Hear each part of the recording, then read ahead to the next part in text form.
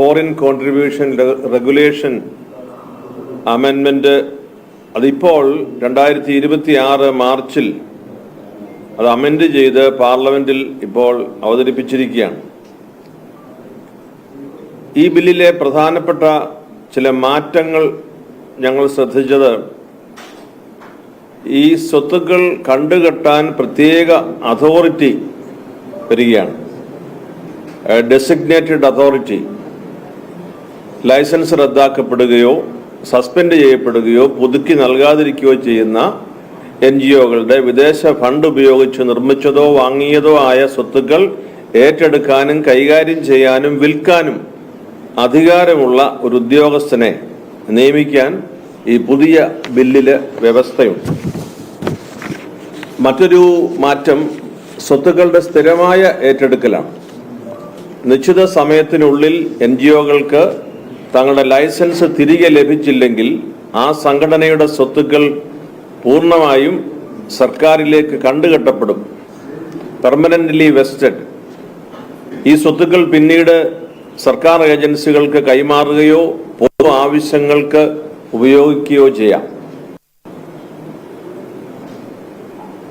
അടുത്ത ഒരു വ്യത്യാസം, കൂടുതൽ പേർക്ക് വ്യക്തിപരമായ ഉത്തരവാദിത്വം നൽകുന്ന ഒരു ബില്ല്.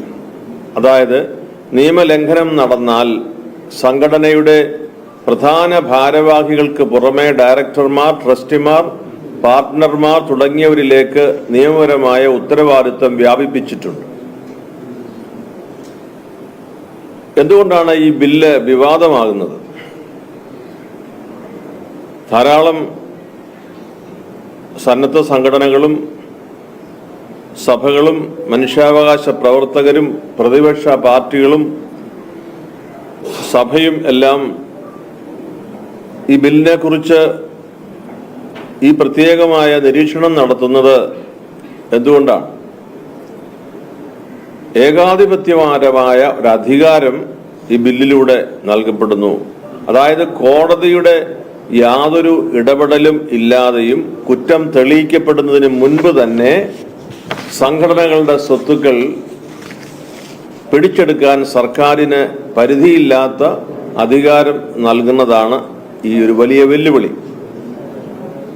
ഭരണഘടന നൽകുന്ന അവകാശങ്ങളിൽ നിന്നുകൊണ്ട് നിയമപരമായി കുറ്റം തെളിയിക്കപ്പെടുന്നതിന് മുൻപോ വിശദീകരണം നൽകുന്നതിന് അവസരം നൽകാതെയോ സ്വത്തുക്കൾ കണ്ടുകെട്ടുന്നത് സർക്കാർ ഏജൻസികൾ ദുരുപയോഗം ചെയ്യുകയോ പൗരാവകാശങ്ങൾ ധ്വനിക്കപ്പെടുകയോ ചെയ്യാം. ലൈസൻസ് റദ്ദാക്കുന്നത് സംബന്ധിച്ച് കേന്ദ്ര ആഭ്യന്തര മന്ത്രാലയത്തിന്റെ കണക്കുകൾ പ്രകാരം കഴിഞ്ഞ 10 വർഷത്തിനുള്ളിൽ 21,900 അതിലധികം NGOകളുടെ FCRI റദ്ദ് ചെയ്യപ്പെട്ടിട്ടുണ്ട്.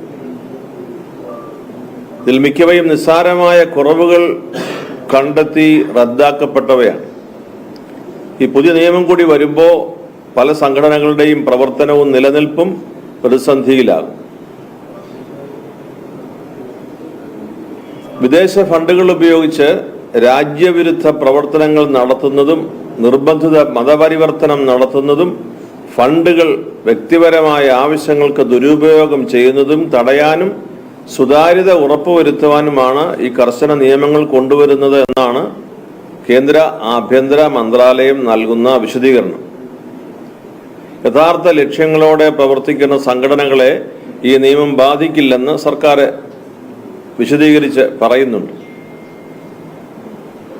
മറ്റൊരു ചിന്ത പങ്കുവയ്ക്കുന്നത്, ഫണ്ട് തട്ടിപ്പ് ഉൾപ്പെടെ നിയമവിരുദ്ധമായി പ്രവർത്തിക്കുന്നവർക്കല്ലേ പേടിക്കേണ്ടതുള്ളൂ. സർക്കാരിൽ കേന്ദ്ര ആഭ്യന്തര സഹമന്ത്രി പരസ്യമായി പറഞ്ഞ ഒരു കാര്യം, നിർബന്ധിത മതപരിവർത്തനം ചെയ്യുന്നവരെയാണ് ലക്ഷ്യമിടുന്നത് എന്നാണ്.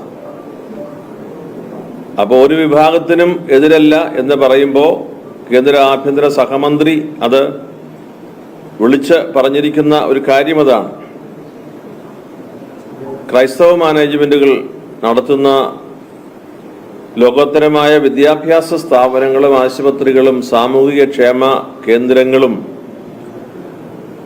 ആരുമില്ലാത്തവരെ സംരക്ഷിക്കുന്ന പരിപാലനാ കേന്ദ്രങ്ങളും അത് ഈ പുതിയ നിയമത്തിൻ്റെ വ്യാഖ്യാനത്തിലും കണ്ടെത്തുന്ന പിഴവുകളുടെ അടിസ്ഥാനത്തിലും അത് നിരോധിക്കാനും കണ്ടുകെട്ടാനും ആ വസ്തുക്കൾ സർക്കാരിലേക്ക് കൂട്ടിച്ചേർക്കപ്പെടാനും ഒക്കെ അധികാരം നൽകുന്ന ഒരു പുതിയ ബില്ലാണ് അവതരിപ്പിച്ചിരിക്കുന്നത്. നമുക്ക് നിലവിൽ FCRA നിയമമുണ്ടല്ലോ, ഫോറിൻ കോൺട്രിബ്യൂഷൻ റെഗുലേഷൻ ആക്ട് നമുക്കിവിടെ ഉണ്ട്. അത് കർശനമാണ്. അതിന് പ്രകാരമാണ് 16,000-ഓളം NGO-കളുടെ ലൈസൻസ് റദ്ദാക്കപ്പെട്ടിട്ടുണ്ട് FCRA. അപ്പോൾ ഈ ഒരു പ്രത്യേക സാഹചര്യത്തിൽ 5 സംസ്ഥാനങ്ങളിലെ തെരഞ്ഞെടുപ്പ് നടക്കുന്നു. കേരളവും ബംഗാളും തമിഴ്നാടും ഒക്കെ നടക്കുന്ന തെരഞ്ഞെടുപ്പിൻ്റെ ആ ഒരു പ്രത്യേകതയിൽ പാർലമെന്റിൽ ഈ സംസ്ഥാനങ്ങളിലെ MP-മാരൊക്കെ അവരവരുടെ സംസ്ഥാനങ്ങളിലായിരിക്കുമ്പോൾ തുടക്കത്തിൽ പാർലമെന്റിൽ ഇങ്ങനെ ഒരു ബില്ല് അവതരിപ്പിക്കുന്നതിൻ്റെ ഒരു സാങ്കത്യം, അതിൻ്റെ ഒരു അനൗചിത്യം അത് ചോദ്യമായി നിൽക്കുകയാണ്. ഇത് മതന്യൂനപക്ഷങ്ങളുടെ ഇടയിൽ വലിയ ആശങ്ക ജനിപ്പിച്ചിട്ടുണ്ട്. അതുകൊണ്ട് തന്നെയാണ് എല്ലാവരും ഇതേക്കുറിച്ച് ഒരു പുനരാലോചന ആവശ്യമാണ് എന്ന് പറയുക. ഇതേക്കുറിച്ച് വ്യത്യസ്തമായ അഭിപ്രായങ്ങൾ രാഷ്ട്രീയ പാർട്ടികളിൽ നിന്ന് വന്നിട്ടില്ല. രാജ്യം ഭരിക്കുന്ന പാർട്ടി അവര് ഇതങ്ങനെ ഗൗരവമായി അല്ല അങ്ങനെ ആശങ്കപ്പെടേണ്ടതൊന്നുമില്ല എന്ന് പറയുമ്പോഴും ഈ ന്യൂനപക്ഷ വിഭാഗങ്ങൾക്കിടയിലെ ആശങ്ക വർദ്ധിക്കുകയാണ്. ഒരു ഉദാഹരണം പറഞ്ഞാൽ കഴിഞ്ഞ 5 വർഷമായി കേന്ദ്ര ന്യൂനപക്ഷ കമ്മീഷനിൽ ഒരു ക്രൈസ്തവ പ്രാതിനിധ്യം ഇല്ല. കോടതി നിരീക്ഷിച്ചപ്പോൾ കഴിഞ്ഞ ദിവസം 2 പേരെ നിയമിച്ചു. അവിടെയും ക്രൈസ്തവ പ്രാതിനിധ്യം അവിടെ ലഭിച്ചിട്ടില്ല. മൈനോറിറ്റി കമ്മ്യൂണിറ്റി, മത ന്യൂനപക്ഷ വിഭാഗങ്ങൾക്കുള്ള ഒരു സംരക്ഷണം, പ്രൊട്ടക്ഷൻ, ഭരണഘടന നൽകുന്ന ഉറപ്പ്, ഇതെല്ലാം പൂർണ്ണമായി പാലിക്കപ്പെടണം എന്നുള്ളത് ഒരു ദേശത്തിൻ്റെ സംസ്കാരത്തോട് ചേർന്ന് നിൽക്കുമ്പോൾ ഈ അടിക്കടി ഉണ്ടാകുന്ന ഈ പ്രതിസന്ധികൾ ക്രൈസ്തവരിലും മറ്റ് ന്യൂനപക്ഷ വിഭാഗങ്ങളിലും അസ്വസ്ഥത സ്വാഭാവികമായി ജനിപ്പിക്കുമല്ലോ. ക്രമാനുഗതമായി ഇങ്ങനെ വരുന്ന അസ്വസ്ഥതകൾ വളരെ ആശങ്ക ഉളവാക്കുന്നു എന്നുള്ളതാണ്. സഭകൾ ആവശ്യപ്പെടുന്ന ഒരു കാര്യം, ഇക്കാര്യത്തിൽ ഭാരത കത്തോലിക്ക മെത്രാൻ സമിതി CBCI അതുപോലെ കേരള കത്തോലിക്ക സഭയുടെ സമിതി, ഇന്ന് ഞങ്ങൾ വൈകുന്നേരം KCBCയുടെ ഒരു പൂർണ്ണ ഓൺലൈൻ മീറ്റിംഗ് ഉണ്ട്. എല്ലാവരും മറ്റ് സഭാധ്യക്ഷന്മാരുണ്ട്. എല്ലാ സഭകളിലെയും സഭാധ്യക്ഷന്മാർ ഇതിനോടകം തന്നെ ആവശ്യപ്പെട്ട് കഴിഞ്ഞു. മലങ്കര കത്തോലിക്ക സഭയുടെ അധ്യക്ഷൻ എന്ന നിലയിലും ഇന്റർ ചർച്ച് കൗൺസിലിന്റെ ചെയർമാൻ എന്ന നിലയിലുമാണ് ഞാൻ ഇപ്പം നിങ്ങളോട് സംസാരിക്കുന്നത്. അപ്പോൾ ഈ സഭകളെല്ലാം ആവശ്യപ്പെടുന്ന ഒരു കാര്യം, സംസ്ഥാനത്ത് ദേശീയ തലത്തിലുള്ള പ്രധാന പാർട്ടികൾ എല്ലാം ആവശ്യപ്പെടുന്ന കാര്യം, ഇതിനുള്ള റിവിഷൻ ആവശ്യമാണ്, ഇത് പുനഃപരിശോധിക്കണം എന്നുള്ളതാണ്. അതുതന്നെയാണ് സഭ മുൻപോട്ട് വയ്ക്കുക. ഇത് പുനഃപരിശോധിക്കുവാനുള്ള തീരുമാനം കേന്ദ്ര സർക്കാർ സ്വീകരിക്കണം എന്നതാണ്. ഇതാണ് എനിക്ക് നിങ്ങളോട് ആമുഖമായിട്ട് പങ്കുവയ്ക്കാനുള്ളത്. ആദ്യം പൗരത്വ ബില്ല് അതുവഴി മുസ്ലിം കമ്മ്യൂണിറ്റി പൂർണ്ണമായ ആശങ്കയിലാണ്. അതിനിടയിലാണ് ക്രൈസ്തവ സമൂഹത്തെ കൂടി ആശങ്കപ്പെടുന്ന രീതിയിൽ FCRA നിയമം ഭേദഗതി വരുന്നത്. അപ്പം ഏതെങ്കിലും തരത്തിൽ ന്യൂനപക്ഷങ്ങളെ പൂർണ്ണമായും നിയന്ത്രണത്തിൽ വരുത്താനുള്ള നീക്കം നടക്കുന്നു, അങ്ങനെ സംശയിക്കുന്നുണ്ടോ? നമ്മൾ ഈ കണ്ടുവരുന്ന ചില കാര്യങ്ങളിൽ ഉള്ള നിരീക്ഷണം അതാണ്. അതായത് ഇതിങ്ങനെ ഒന്ന് കഴിയുമ്പോൾ അടുത്ത ഒന്ന് ദേവാലയങ്ങൾ ആക്രമിക്കപ്പെടുന്നു, ഇങ്ങനെയുള്ള സംവിധാനങ്ങളിലൂടെ കടുത്ത നിയന്ത്രണങ്ങൾ ഏർപ്പെടുത്തുന്നു, ദേശവിരുദ്ധ പ്രവർത്തനങ്ങളെ ഇല്ലാതാക്കുന്നതിനുള്ള നടപടിയുടെ ഭാഗമായി ഈ കാര്യം ചെയ്യുന്നു എന്ന് പറയുമ്പോൾ അതിന് നമുക്ക് അനേകം നിയമങ്ങളുണ്ട്. അതിപ്പോൾ പൊടുന്നനവേ ഇപ്പോൾ FCRI നിയമത്തിൽ വരുന്നതിന് എന്താ കാരണം? അപ്പോൾ ഒരു സംശയം സ്വാഭാവികമായി മനുഷ്യർക്ക് വരുന്നത് ഇതാണ്, ഇത് ഇങ്ങനെ എല്ലാ വിഭാഗങ്ങളെയും ഇങ്ങനെ ഒരു പരിധിയിലാക്കുന്ന ഒരു അവസ്ഥയിലേക്ക് വരുന്നുണ്ടോ എന്ന് ഒരാൾ സംശയിച്ചാൽ ആ ആളിനെ കുറ്റം പറയാനാവില്ല. അതില്ലാതാക്കുകയാണ് ഈ ഭരണ സംവിധാനത്തിന്റെ ഉത്തരവാദിത്വം. കഴിഞ്ഞ കുറച്ചുനാളായിട്ട് ക്രൈസ്തവ സമൂഹത്തെ ചേർത്ത് നിർത്താനുള്ള ശ്രമമൊക്കെ BJP നേതാക്കളുടെ ഭാഗത്ത് ക്രിസ്മസ് തീയതിയിൽ കേക്കുമായി എത്തുന്നു, അങ്ങനെയൊക്കെ കുറെ കാലമായി പ്രവണത ഉണ്ടായിരുന്നു. അപ്പൊ അതിനിടയിൽ ഇങ്ങനെ ഒരു നീക്കം നടക്കുന്നത്, അപ്പൊ അതിലൊക്കെ എങ്ങനെയാണ് കാണുന്നത്? എല്ലാ വിഭാഗം ജനങ്ങളെയും ചേർത്ത് നിർത്തുന്നതാണ് ഒരു സർക്കാരിന്റെ ഉത്തരവാദിത്വം. അത് ക്രൈസ്തവരെ മാത്രമല്ല, കേക്ക് എല്ലാവർക്കും നല്ലതല്ലേ? ക്രിസ്ത്യാനിക്ക് മാത്രമല്ലല്ലോ കേക്കിന്റെ മധുരമുള്ളത്, എല്ലാവർക്കും നല്ലതാണ്. എല്ലാ വിഭാഗം ജനങ്ങളെയും ചേർത്ത് നിർത്തണം, ഒരു വിഭാഗവും അകന്നു പോകരുത്. ദേശം ഏൽപ്പിച്ചിരിക്കുന്ന ഉത്തരവാദിത്വം ഈ രാജ്യത്തിന്റെ മതേതരത്വവും ഭരണഘടനയും ഈ രാജ്യത്തെ ജനങ്ങളുടെ കൂട്ടുത്തരവാദിത്വവും സംരക്ഷിക്കാനാണ്. അതുകൊണ്ട് എല്ലാ വിഭാഗം ജനങ്ങളെയും ചേർത്ത് നിർത്തുന്നതാണ് ഭരണാധികാരിയുടെ മികവ്. അപ്പൊ അതുകൊണ്ട് അത് ആർക്കും നിഷേധിക്കപ്പെടാൻ പാടില്ല എന്നുള്ളതല്ലേ നമ്മുടെ പൊതുവായ നിലപാട്. അതിൽ വ്യക്തമായി നമ്മളത് ചിന്തിക്കുന്ന വിഷയമേ അല്ല. ഈ രാജ്യത്ത് നമ്മുടെ ഏറ്റവും വലിയ പ്രശ്നം രാജ്യത്തിനുള്ളിലുള്ള ഭീകരവാദമാണ്. പ്രത്യേകിച്ച് പാകിസ്ഥാനോ ചൈനയോ അല്ല നമ്മുടെ ഏറ്റവും വലിയ പ്രശ്നം, രാജ്യത്തിനുള്ളിൽ തന്നെ ഭീകരവാദമാണ്. അത് ഏറ്റവും വലിയ പ്രശ്നം ഈ മണി ലോണ്ടറിങ്, അതോടൊപ്പം തന്നെ ഈ പണം ഒഴുക്കുന്നത് ഈ ഭീകരവാദ സംഘടനകൾക്ക് വേണ്ടിയിട്ടാണ്. അപ്പം അത് നിർത്താൻ വേണ്ടിയിട്ടാണ് ഇത്തരം നിയമങ്ങൾ കർശനമാക്കുന്നതെന്നാണ് പറയുന്നത്. അതോടൊപ്പം തന്നെ സഭയടക്കമുള്ള എല്ലാവരുടെയും പ്രശ്നങ്ങൾ അത് പരിഹരിച്ചതിന് ശേഷം അവരുടെ ആ കൺഫ്യൂഷൻ മാറ്റിയതിനു ശേഷമേ നടപ്പാക്കൂ എന്നാണ് പറയുന്നത്. അപ്പോൾ ഏതെങ്കിലും തരത്തിൽ BJP-യുടെയോ അല്ല ഈ കേന്ദ്രത്തിന്റെ ഭാഗത്തൊരു ചർച്ച ഉണ്ടായോ എപ്പോഴെങ്കിലും സഭയുമായി? എനിക്കറിയാവുന്ന ഒരു ചർച്ചയും നടന്നിട്ടില്ല. ഇനി ഞാൻ ഇപ്പോ ഈ TV-യിലൊക്കെ കാണുന്ന കാഴ്ച ചർച്ചയില്ല എന്നാണ്. ചർച്ച ഉണ്ടായിരുന്നു എന്ന് പറഞ്ഞിട്ട് വേണ്ടേ ചർച്ചയില്ലെന്ന് ഇനിയും പറയുന്നത്? ചർച്ച ആരോട് നടത്തി? ഔദ്യോഗികമായി ഒരു ബോഡിയിലും ക്രൈസ്തവ സഭയുടെ പ്രതിനിധികളെ വെച്ചുകൊണ്ട് ചർച്ച നടത്തിയായിട്ട് അറിഞ്ഞുകൂടാ.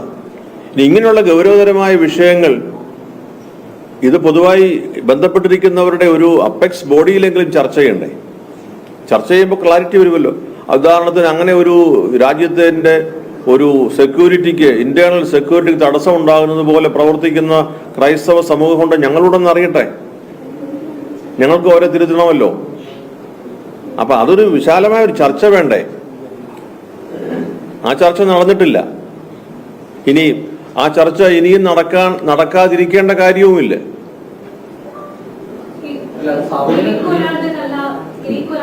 എല്ലാവരെയും ചേർത്ത് നിർത്തുന്നതാണ് ഒരു പ്രധാനപ്പെട്ട കാര്യം.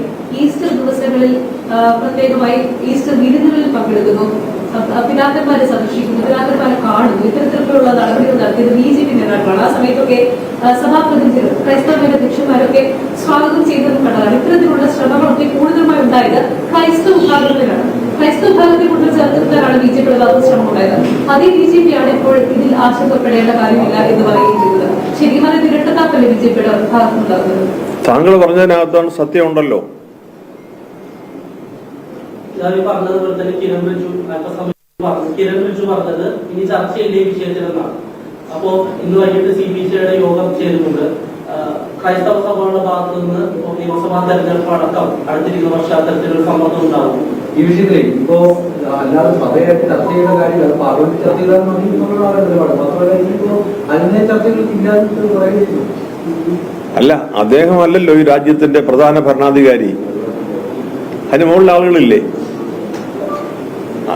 രാജ്യത്തെ എല്ലാവരെയും കൂട്ടിച്ചേർത്ത് നിർത്തുന്നു എന്ന് പറയുന്ന ആളുകൾ നമുക്ക് രാജ്യത്തില്ലേ? അവരതെ കുറിച്ച് പറയട്ടെ. പ്രതീക്ഷ നമ്മളുടെ രാജ്യം ഭരിക്കുന്ന ആളുകൾ ഈ കാര്യത്തിലുള്ള ഒരു ഉത്തരവാദിത്വ ബോധത്തിൽ ചേർത്ത് നിർത്തുന്ന കാര്യത്തിൽ ഈ വിഷയത്തിൽ ചേർത്ത് നിർത്തിയതായി ഞങ്ങൾക്ക് അനുഭവപ്പെടുന്നില്ല. വ്യക്തമല്ലേ? അപ്പൊ അത് ചേർത്ത് നിർത്തണം. അപ്പൊ അത് ഇവിടുത്തെ ക്രിസ്ത്യാനികളുടെ എല്ലാം കൂടെ വോട്ടെടുത്തിട്ട് നിയമം ഉണ്ടാക്കാനെന്നോ അന്നല്ല പറയുന്നത്. ഇത് ആശങ്കയുണ്ടെങ്കിൽ ആ ആശങ്കയുടെ അടിസ്ഥാനം എന്താണെന്ന് ചർച്ച ചെയ്യണ്ടേ? എന്തോ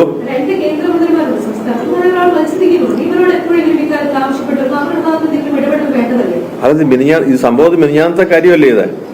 അപ്പൊ അദ്ദേഹം മന്ത്രി ജോർജ് കുര്യൻ പറഞ്ഞിരിക്കുന്നത് ആശങ്കയ്ക്ക് യാതൊരു ആവശ്യവുമില്ല എന്നാണ്. നമ്മളെ എല്ലാവരുടെയും അഭിപ്രായം കേട്ടുകൊണ്ടിരിക്കുകയാണല്ലോ നിങ്ങളും. ആശങ്ക ഉണ്ടാക്കാമെന്ന് പറയുന്നു, വ്യാപകമായ പ്രത്യാഘാതം സൃഷ്ടിക്കുന്നതാണ്. സ്വാഭാവിക തെരഞ്ഞെടുപ്പൊക്കെ അടുത്ത് നിൽക്കുന്ന സാഹചര്യത്തിൽ ഇത് തെരഞ്ഞെടുപ്പിലൂടെ പ്രതിഫലിക്കുന്ന ഒരു കാര്യം കൂടിയാണ്. തെരഞ്ഞെടുപ്പുമായിട്ട് ഇത് ബന്ധപ്പെടുത്തി പറയാനുള്ള ഒരു വിഷയമല്ലിത്. ഇത് ഇപ്പൊ തെരഞ്ഞെടുപ്പില്ലായിരുന്നെങ്കിൽ തെരഞ്ഞെടുപ്പില്ലായിരുന്നെങ്കിലും ഈ വിഷയം സംസാരിക്കേണ്ടതാണല്ലോ. ഈ സമയത്ത് ഇതൊരു കാഷ്വൽ കോയിൻസിഡൻസ് ആണ് തെരഞ്ഞെടുപ്പ് വരുന്നു എന്നുള്ളത്. ഇനി ആശങ്കകൾ ഉണ്ടാകുമ്പോൾ അതിന് പരിഹാരം വരുന്നോ ഇല്ലയോ എന്നുള്ളത് തിരിച്ചറിയാനുള്ള വിവേകം വോട്ട് ചെയ്യുന്ന വോട്ടർമാർക്കുണ്ട്. അത് അവരല്ലേ അത് വിനിയോഗിക്കുന്നത്. ക്രൈസ്തവ സമൂഹത്തെ ആശങ്കപ്പെടുത്തുന്ന അല്ലെങ്കിൽ ചേർത്ത് നിർത്താത്ത രാഷ്ട്രീയ പാർട്ടികൾക്കെതിരായി തെരഞ്ഞെടുപ്പിൽ അങ്ങനെ ഒരു ആഹ്വാനം ചെയ്യുന്ന ഒരു പതിവ് ക്രൈസ്തവ സഭകൾക്കില്ല. ഇന്ന ആൾക്ക് വോട്ട് ചെയ്യുക, ഇന്ന ആൾക്ക് വോട്ട് ചെയ്യരുത്, അങ്ങനെ പറയില്ല. പക്ഷേ ഈ നമ്മുടെ രാജ്യത്തിന്റെ ഒരു കെട്ടുപണിയിൽ ചേർന്ന് നിൽക്കുന്ന ഇവിടുത്തെ ഒരു ചെറിയ ന്യൂനപക്ഷ വിഭാഗമായ ക്രൈസ്തവർ എങ്ങനെയാണ് രാജ്യത്തിന്റെ ഈ സുരക്ഷയ്ക്ക് ഭീഷണിയാകുന്ന തരത്തിലുള്ള ഒരു നിയമത്തിന്മേൽ അടിച്ചമർത്തപ്പെടുക, അതറിയാൻ നമുക്കൊരു അവകാശമില്ലേ? അതാണ് പറയുന്നത്. ഇതൊന്ന് റിവൈസ് ചെയ്യണം, ഒന്ന് റീവിസിറ്റ് ചെയ്യണം. ഈ ബില്ല് ഞങ്ങൾ കൂടി ഒന്ന് അറിയണം. i2i News, an eye for truth. i2i News subscribe ചെയ്തിട്ടില്ലാത്തവർ ഇപ്പോൾ തന്നെ സബ്സ്ക്രൈബ് ചെയ്യുക. നോട്ടിഫിക്കേഷൻ ലഭിക്കുവാൻ ബെൽ ബട്ടണും അമർത്തുക.